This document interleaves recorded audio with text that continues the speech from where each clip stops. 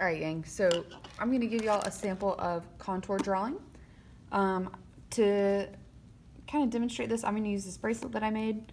And I want to show you guys real quick the difference between contour drawing and sketching. So most people, when they would start drawing this, would start by kind of drawing on some sort of little circle, and then they would come in and they would add these little circular beads and add the little square bead and kind of build it up from a foundation like this, where you start with some sort of blocky shape or gesture drawing and then you build it up. With contour drawing, the biggest difference is going to be you're looking for outlines. You're not kind of building this piece by piece, you're building this from an outline in. So if I'm drawing this bracelet, I might start, and I'm going to pick a point of, we'll do this first bead, the first white bead.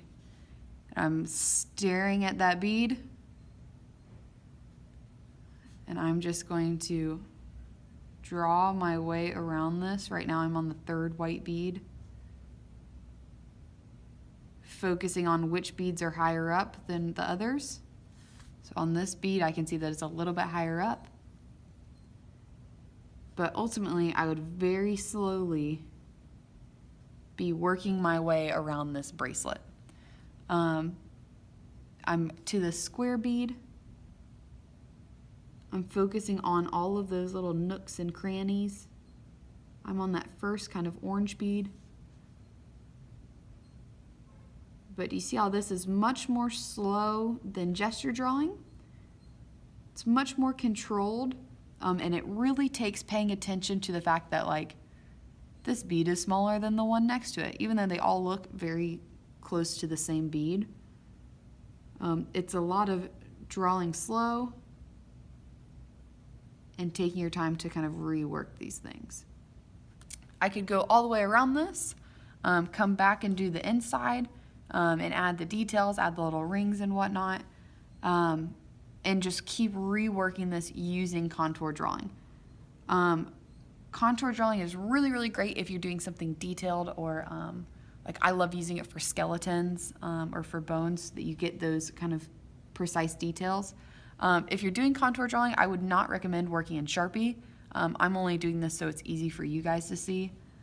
But with the contour drawing, you'll see a lot of times you'll be so focused that when you go through and finish out the rest of your bracelet, obviously this is not a contour drawing right here, but when you finish out the rest of your bracelet, you might realize, I've kind of brought this whole section in too much and now I need to change it. That's where it's important to erase it, fix it, and move it out to where it should be. If you do a bunch of contour drawings at a time in an artwork, you're going to have a really, really, really detailed and accurate contour drawing and really detailed and accurate artwork. The hardest part is don't be scared to erase them. So make sure as you're going through these, when you see something that starts to look wrong, that you go back and start to erase it.